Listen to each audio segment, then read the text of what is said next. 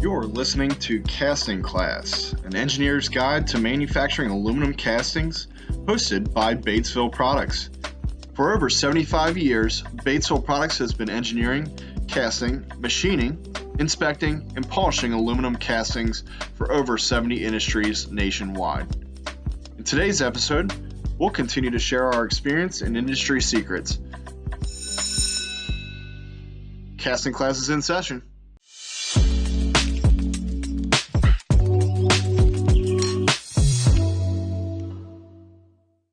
The first topic we thought was pertinent was material choices. I know there's a lot of different choices and specs out there. Here at BPI, we only deal with A356. Zinc and zinc are the two different alloys we do cast here. But as always, the cost of each material plays a big role in how much each part's going to cost. Yeah. And also the weight of the material too, because it will, for example, aluminum is much lighter than zinc. So it's going to require less labor to use it. So when you start getting into heavier zinc parts, sometimes you're going to need two casters to pour a zinc part compared to an aluminum part of the same size may only require one caster at the time.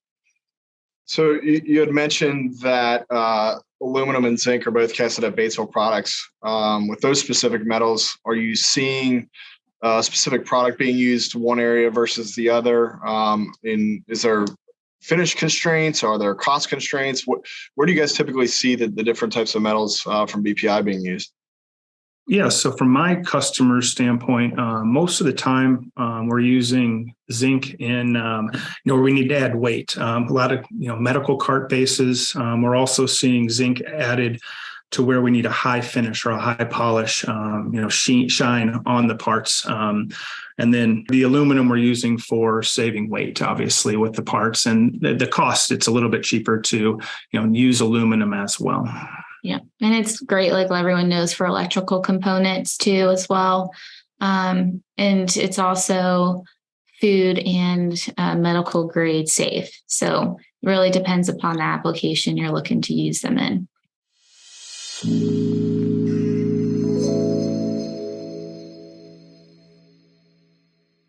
The second one, design for manufacturing. This one is great. What people need to look out for when they're designing parts. What are the key factors to look at? And it's an invaluable resource, I think. Yeah, I would agree, especially when you're getting into more complex castings and you're considering different wall thicknesses, how that will play a factor into the feed of the metal. And also just some things like sharp corners, where if you're newer to casting, knowing that you need to add a radius to it.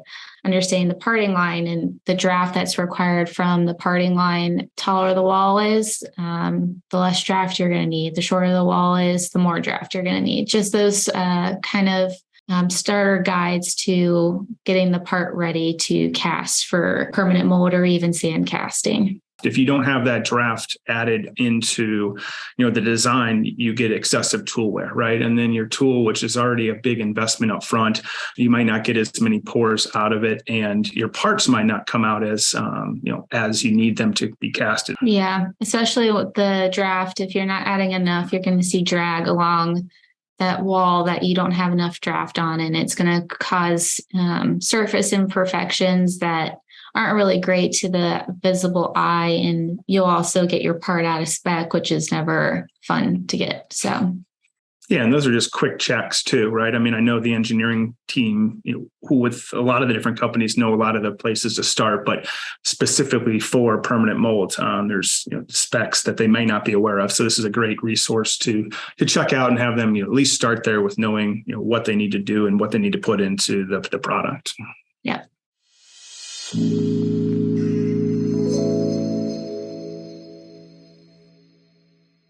Number 3, order quantity. This is always a huge question we get because different processes lend themselves to different order quantities, right? In permanent molds, we really, really do a good job in that moderate volume range. 1, 2 is not necessarily going to, justify ordering tooling up front. And then on the high end, because we are using the gravity fed process, going to hundreds of thousands castings is not necessarily our sweet spot either. So it's kind of that moderate volume is what we're looking for. Yeah, moderate volume and a dense casting. So if you're looking for something that needs to be low porosity, a lot of times needs to be pressure tight type of casting, it's a great process to use. Yeah, and that porosity thing's huge, right? I know with other processes, you're not getting that dense of a casting. So surface finish becomes a huge factor as well. And then all the secondaries kind of lead off of that. So we feel that, that moderate volume up to maybe 10,000 castings would be our sweet spot.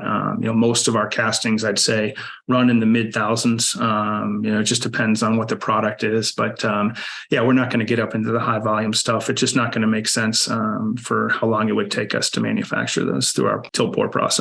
Yeah. I mean, if you're looking at a heavy part, you're looking at something that's plus 50 pounds, you would have probably lower setup quantity, but you would run it more frequently just due to the weight and also having more casters to help out with it versus something that's a little bit smaller where you have a faster time on it for production. So you could get a little bit higher quantities on it. Yeah, and I think when you talk about your return on investment too, you're buying a tool, right? So you're using something to make the parts. And if you go into some of the lower processes where the tooling's cheaper, you end up getting more expensive parts. And then you go the opposite direction where you're putting in a ton of money into your tooling, you're getting, a much cheaper part. So it's kind of like fitting into the middle of that range. And that's kind of the thing is, hey, we're going to be at a moderate tooling cost, but our piece price is probably going to be in that moderate range as well. So once you start getting up into the high range where you're ordering 100,000 parts, you want those piece prices to be a lot lower. And on the other end, where you're into sand casting or even an investment casting, where you're ordering a lower quantity, you want the tooling to kind of offset that and also be lower as well.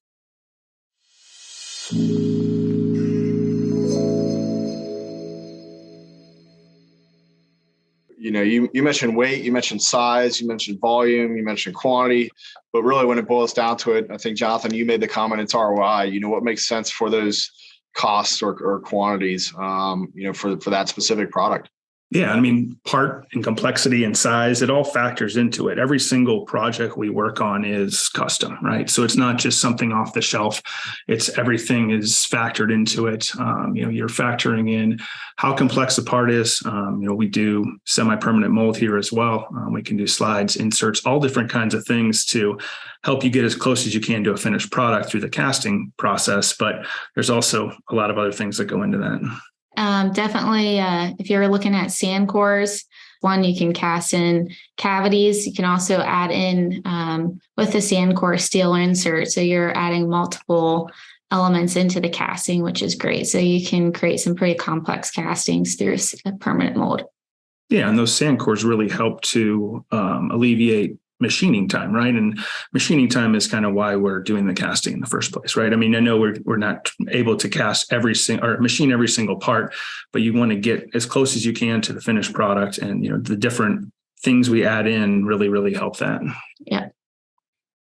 So if you're looking at multi-cavity tools, you can get anywhere from 4 to 6 parts, depending upon the size, out of that one tool. So if you're looking at volumes that are not quite die casting, but are larger in size than what's typical for a die caster, you can start getting multiple cavities in permanent mold to help, again, get that return on your investment and be able to get the quality that you're looking for in the casting. And especially in a process where if you are looking for something that's denser, less porosity, that's a great way to go. If you do invest a little bit more in tooling and add in multi-cavities, your piece price is going to go down, right? So that's going to really help alleviate, costs on per piece price versus running one small part, because setup charges and run times and cycle times all affect all the price of the casting.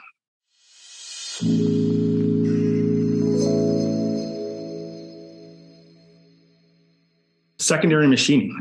this is a really big portion of the cost. The tolerancing, what's called out on the specs in our design guide. There's different specs with as-cast surface finishes versus what people are looking for tolerancing and machining, and you can add a lot. I know you had a project not too long ago where the added machining was just out of this world. So yeah, and that's a big thing you have to consider too when you're doing machining, especially when it's a larger casting. If you're starting to work on too tight tolerances, it could increase your spindle time.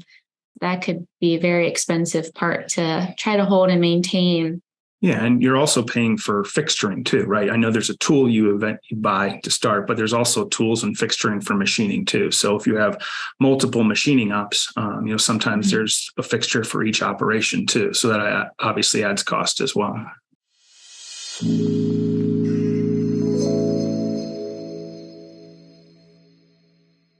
But really the functionality, the strength of a casting, what are some processes that could be used on these castings to help make them either stronger or even denser than permanent mold provides?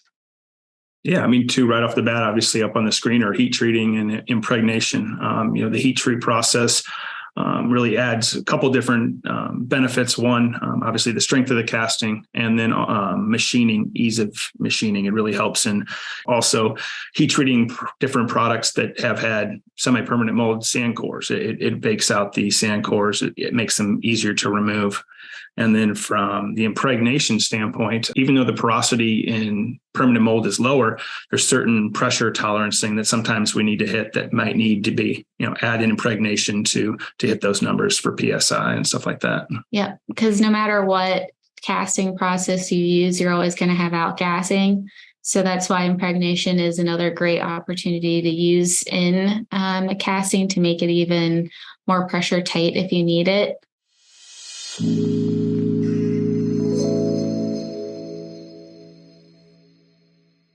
Inspection. That is a huge portion that can drive cost into a part, depending upon whether you're looking to have specific certifications every time you receive your casting. Even getting lab testing done on each part can add different costs to it. FAI and PPAP tend to be a little more upfront costs when you first launch a part. And then throughout the course of the life, you can do pressure testing. There's even liquid penetration done to the parts to see imperfections in it. Those are different types of testing and inspection you can do. There's different requirements and different levels of PPAP that certain companies need, and that does add a lot of cost.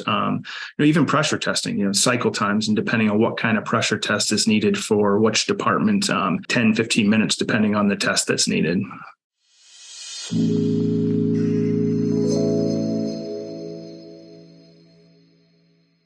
Surface finish obviously can make a casting look great, especially if it's not a hidden part. It's something that's going to be seen. So you can do anything from powder coating, anodizing. You can even get a mirror finish polish on it and chromate afterwards, because it's something that is seen by, is visible to the eye. So you want it to look great. If you're looking at something that is going to be in an assembly where it's going to be covered by another part, consider maybe loosening your surface tolerance. Do you need to have it have a high Class A finish if it's not going to be seen? That's something definitely to consider.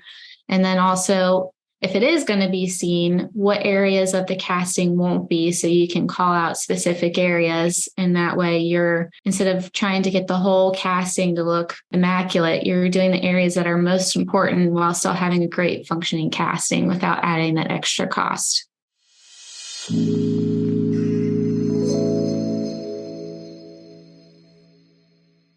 Packaging. This is kind of an interesting one because certain customers of ours need their product packaged differently, right? Some of them send in packaging that we use and they send it back. So it's reusable packaging. There's other customers who want each individual product wrapped individually so they can send it off to different places. And you wouldn't think about that, but just custom packaging costs dollars. And yeah. It is a good point of customers that have returnable dunnage. So something that they send to us, we pack up their parts and in that dunnage and send it back. So they're not wasting or spending money on the packaging, and where they're using reusable crates. That's a great way to save on some money there. Yeah, and even the protection factor when we're getting them coated or you're getting a finished product, you don't want any damage to that, right? So bubble wrapping, making sure each one is protected when it's shipping. So there's no, reworking after the fact. I would definitely say if you're looking to have custom packaging, make it aware up front, because typically most places will quote based off of their standard processes internal. So if that's not something that is told up front, that could be unexpected expense at the end, making that known up front so that that can be included. It's very custom to each individual casting that comes through. So really understanding from your provider of what you're getting and understanding, metal cost, if there are secondaries, if there is packaging or special packaging. So really just breaking it down and understanding the different processes, the different secondaries that really go through there.